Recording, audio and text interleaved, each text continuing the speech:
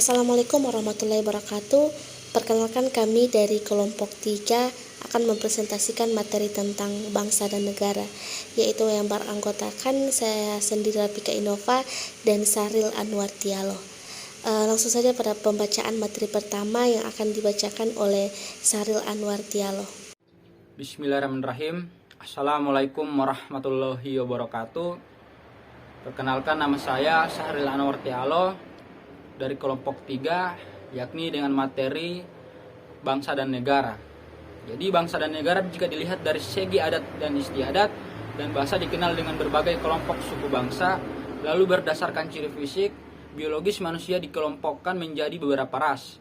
Berdasarkan juridis formal, manusia dikelompokkan dalam kategori warga negara dan kategori warga negara asing.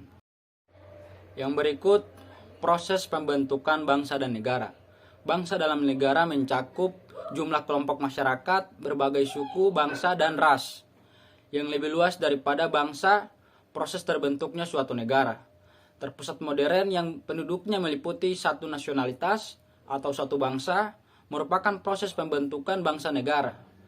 Satu bangsa akan terbentuk apabila masalah-masalah bentuk partisipasi partai dan rejim politiknya disepakati jawabannya.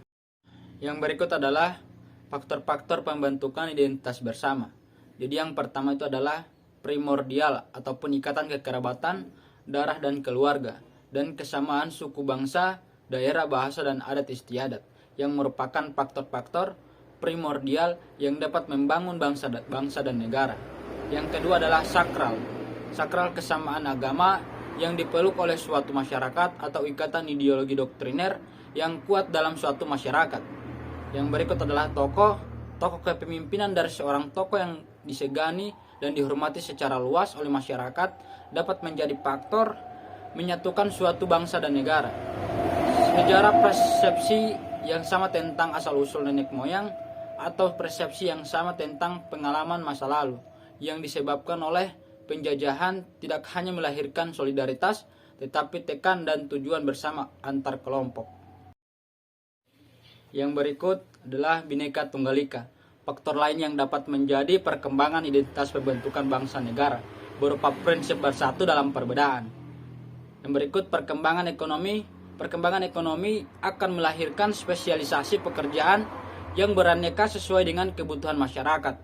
Dan yang terakhir adalah kelembagaan faktor, yakni antara lain yang berperan dalam proses pembentukan bangsa berupa lembaga pemerintah dan politik seperti birokrasi, angkatan bersenjata, dan partai politik. Sekian, terima kasih.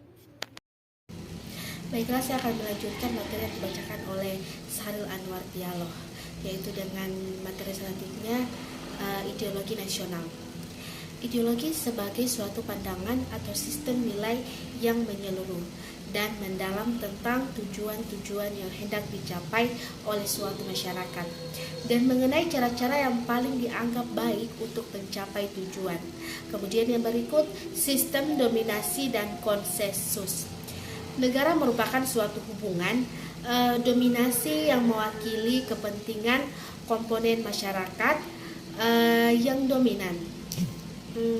Hubungan masyarakat yang dominatif ini dijalankan dan ditegakkan melalui institusi-institusi seperti polisi, militer, birokrasi, dan hukum.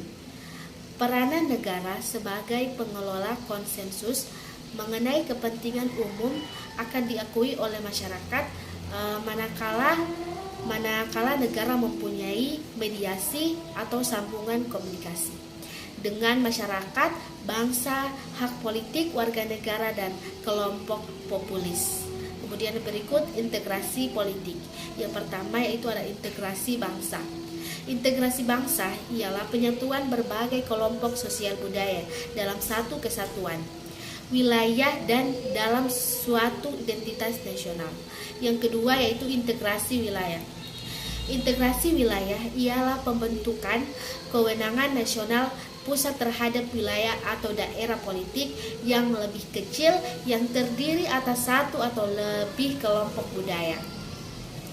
Kemudian yang ketiga yaitu integrasi nilai.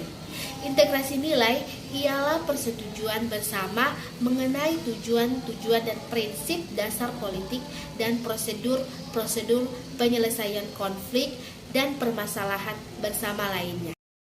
Baiklah, itulah presentasi dari kami. Lebih dan kurangnya kami memohon maaf. Wassalamualaikum warahmatullahi wabarakatuh.